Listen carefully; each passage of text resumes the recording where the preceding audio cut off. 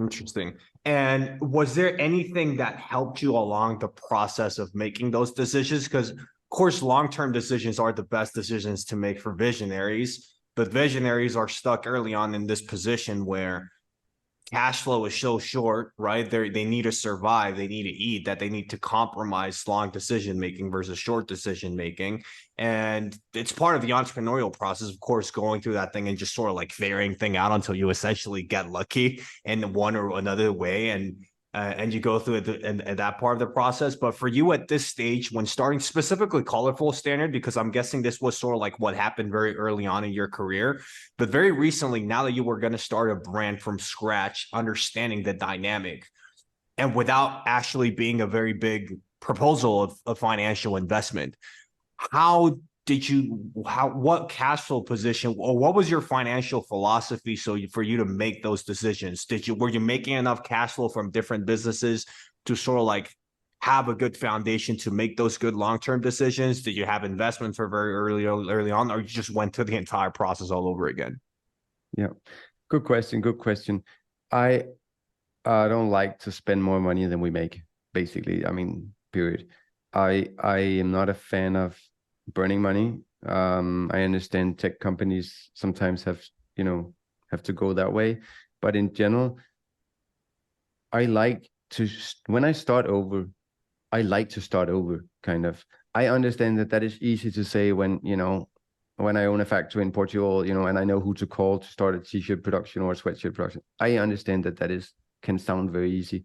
Yeah, but that's been what, 25 years of experience later. Of course, experience is going to make things easier. Exactly. But what it wasn't like we started Colorful Standard we didn't have any investments, we didn't have a big loan, we actually didn't have any finance at all to start Colorful Standard. We basically just started slow. It basically just started slow. You gotta work with suppliers to get good payment terms. You gotta convince them to make small orders in the beginning. You really gotta get out there and try to sell your products. So we basically I would say we did it from scratch to the same extent that I did the first brand. Of course, knowing that we had a lot more experience inside the company, and I had people already working that I could that could do different kind of things. But when I started Colorful Standard, we were actually only 2 people at the office, because I've transitioned the whole business into like only production for other brands. So when we did start Colorful Standard, there wasn't 20 employees or anything.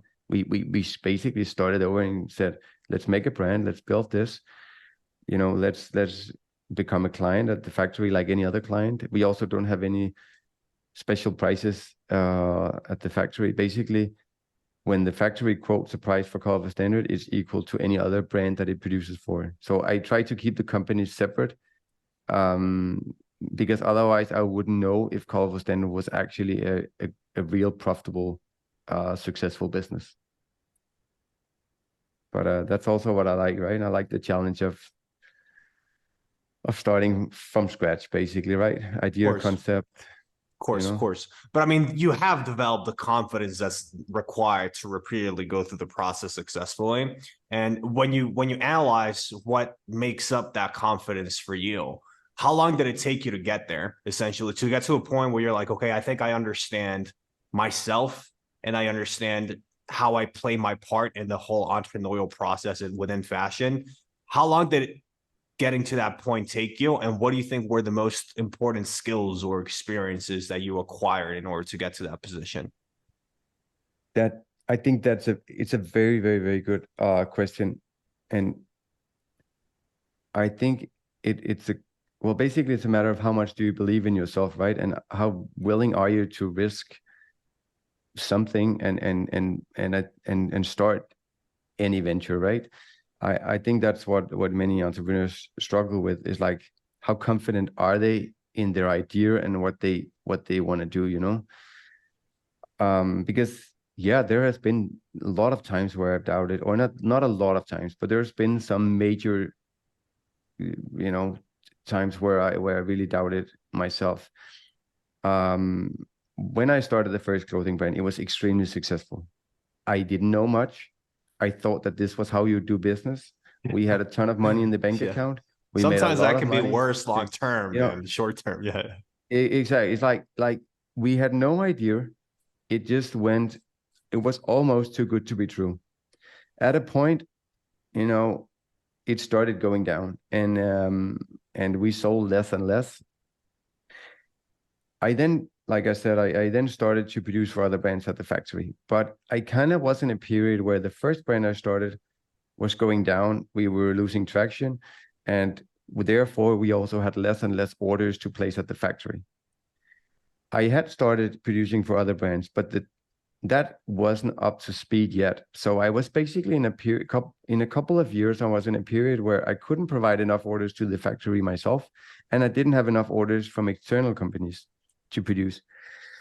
And I was starting to doubt how, what do I do? Because do I get more customers, external customers to the factory, other brands that can produce, or do I start another brand? But how do I start another brand if the brand that I already have is going down? Does that mean I don't know how to do brands in the time we are now? Have I lost it? You know, I was trying to figure out what was the formula for the first brand that I did, and I tried to replicate it. Didn't really work because I did start a brand that kind of like didn't work. And I think that was maybe because I was more passionate about making it work than I was actually passionate about the project in itself. I had to come up with an idea that would give me orders at the factory, and I couldn't. I was searching, I couldn't find any. I tried. So we were running for a couple of years, barely at break even at the factory. Um, yeah. Then the factory started going better and better. I focused for some years because we had more and more clients coming from outside, right? External clients. And then I think I gained a little more confidence in myself. I was like, okay, you know, I had the first successful clothing brand. The factory is the second successful business. All right. Now I feel confident that I can do it again, actually. And I looked at all the things that I've done and tried to figure out, what worked and what didn't work. And that is when I then did the third one, which is called the standard. Interesting. And if you, and I'm sure that it's a very general answer to respond to, but if you had to dilute the principles that you now follow religiously when you're making those new business vision decisions, what are they? So essentially, what did you learn from those experiences of what didn't work and what worked and why? And what principles have you developed in order to make those decisions as high probable as possible? Yeah. I would like to say that from all the experience I have, that I can make a playbook and then everyone could basically just start a brand following that playbook. I mean, I would love to be able to say that. Unfortunately, it's not that easy. Course. Yeah, I'm not But saying about, the specific steps, because the specifics, I mean, it's such a yeah, complicating process that you can't really say step. People want to listen to the steps, of course, yeah, but there are no steps. I'm more in the sense of, the foundational principles for you to approach new problems now and in the future. Passion is a great example, right? Passion as a dominating principle. exactly. Secondly, could be having a good educational process, right? So understanding that if I'm diving into an industry and there's variables that I don't understand, I need to understand them to a certain degree, or maybe delegating or being better with people. What are those foundational principles that over your failures and successes you've developed now that now translate into you Yeah, having a specific level of confidence? absolutely. And what I actually wanted to say with that in terms of me not having a playbook was, it kind of taps into what you're saying there in terms of there are definitely some things that you can do and that you can focus on, but you have to be, of course, aware that that will change and it will be different for every single person. But I do think that, yes, I would say for any new entrepreneur, or if I should give any advice, I would say, yes, identify why you're in business first. That's kind of the key thing, because what is crucial here is that you believe in yourself and that you can convince other people that what you are doing and what you're on, what the journey you're on is something that they should buy into, right? If you can't convince yourself, and then you obviously cannot convince anyone else. So try to figure out why you're in business. Really believe that you can do that. Visualize it every morning, meditate, whatever. Really believe in yourself. Then I would say, of course, if you can have the money to hire one or other person or two other people, really try to focus on finding people that also believe in that kind of journey. I think that will be it will be a lot easier at the office, or, if you work from home or whatever, like to be aligned on the same, later on you can find people that are not there, that are there for other reasons, right? But in the beginning, surround yourself with only people that believe in it and believe in you, and not just the money. And I really believe that you should basically, it's a funny thing, this one, but like hire slow, fire fast, right? I know when you grow, sometimes you can hire slow, but at least, fire fast if you have to, right? But try to avoid that, of course, but try to stick to only hanging out with people that believe in you, that want the best for you, and that motivates you. Kind of like if you aren't inspired by people around you, in your family, your friends, whatever, right? Well, you gotta YouTube, or you gotta do something, right? It's for people that inspires you. But then I would say research. I would say research a lot. Don't compare. Don't compare what you're doing with everyone else, because they also started. But research, try to figure out where there's kind of a gap in the market. There's never a gap in the market, right? But it's the same as when people say, well, you can't do any new music because all music is done. Everything has been done once, right? There are no more Michael Jacksons, and there are no more right, Tina Turners, right? But there are always someone new coming, right? There's a Beyonce, there are Taylor Swift, there's constantly new people coming. Same with brands. There might not be any gaps out there, but you just gotta believe enough in what you want to do that you can convince the world. So that's kind of, I would say, that's absolutely most important. And then research and learn. And then you gotta work a lot of hours. I mean, I think the goal is to work less. Sure. The goal is to outsource. The goal is to buy back your time, have time with family, or have time to, sit on a beach and, and just get good ideas, because that's where you will get the good ideas. But you gotta work. You have to risk. You have to take risk, and you have to work a lot in the beginning. And then I really think that making products that you like yourself, make a product that will change your own life. Because if it changes your own life, you're more likely to find people where the product will also change their life. And I think even now, with the whole thing, with anything from AI, or the way that the whole new meta system is working, and you basically have to do less and less. One thing that is hard right now to not be working with is the community part of it, right? You got a community built. You got to find like-minded people.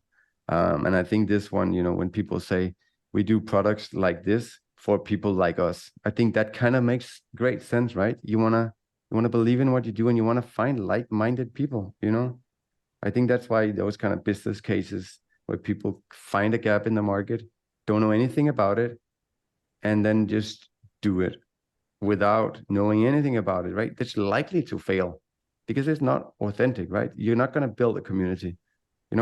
How would I build a bicycling, brand, or a triathlon brand if I'm not doing any of the two sports, right?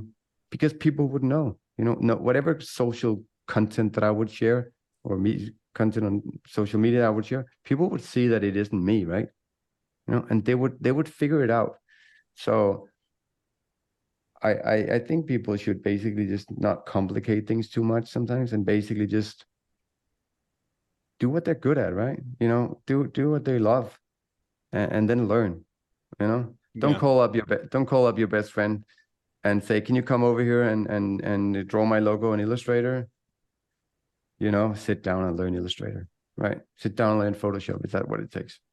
Yeah. Don't call some agency up and to ask them to put your first meta ad, right? Figure it out. Yeah. Yeah, and I think that's especially relevant to passion-driven entrepreneurs. It's almost like the gap, and there's no such thing as a gap in the market for creatively or for passion-driven entrepreneurs. It's more a sense of there's a gap within you that needs to be filled up. And the gap in the market will automatically come up if you understand yourself and understand what gap you want to be fulfilled. And then the Absolutely. rest is what you said, is understanding how to leverage people, how to hire right, having an educational process, being curious, all those other principles. But it really all comes down to understanding and really believing what you're working on. Absolutely.